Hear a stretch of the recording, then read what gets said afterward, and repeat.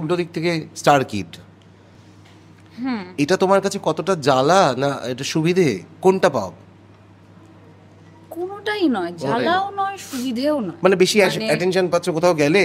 এটা তো একটা হয়, মানে যদি একটা এক্সাম্পল দিতে হয় আর কি খারাপ দিকটা, কদিন আগে আমি একটা ফটোশুট করলাম, সেখানে আমি এবং আরেকজন ছিলেন। যখন ওটা বেরোলো, লেখা হলো অভিনেতা অমুক অমুক অন্যজনের নাম এবং বিদীপ্তা চক্রবর্তীর মেয়ে মেঘলা দাস।